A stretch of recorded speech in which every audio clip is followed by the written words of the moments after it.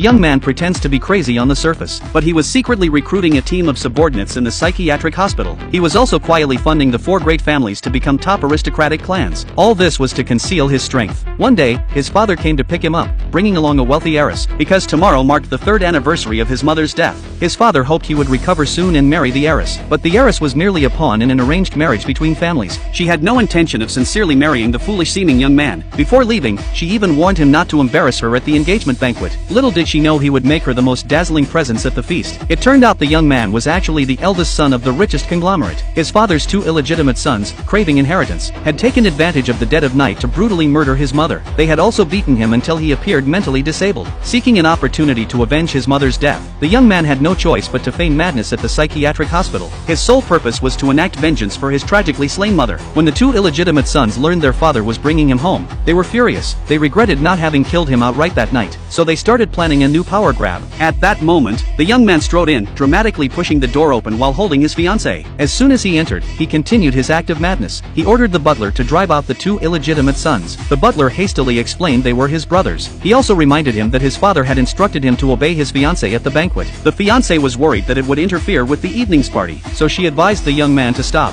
Seeing this, the young man reluctantly ceased his prank. He then found an excuse to leave early, while secretly arranging matters for that night's banquet. He knew that to claim the family inheritance, he had to prove his capabilities to his father. Over the years, he had been dealing covertly with local tycoons, and now it was time to put that to use. Soon, the dinner banquet officially began. To convince everyone he was a fool, he grabbed a slice of cake and began gnawing on it as he entered. An illegitimate son approached and mocked him. He then smushed the cake into the illegitimate son's face, and resumed eating as if nothing had happened. The illegitimate son, watching this, assumed he was truly insane. Unexpectedly, the young man used his apparent madness to persuade his father to hand over control of the company's investment division to him. Upon hearing this, the 2 illegitimate sons immediately became alert. Because the investment division was the family's most crucial core, their father saw that although the young man seemed a bit daft, he still had high hopes for him. Just as the father was about to agree, the 2 illegitimate sons fiercely objected. The attending business partners also started clamoring, opposing the idea of entrusting such an important department to a fool. At that moment, one of the illegitimate sons proposed a fair competition. He suggested whoever earned the most profit before today's stock market closed would earn the right to lead the investment division. Their father wanted to refuse on his son's behalf, but to everyone's surprise, his son readily accepted. So the father instructed the butler to prepare a computer for each of them, and granted each one $10 million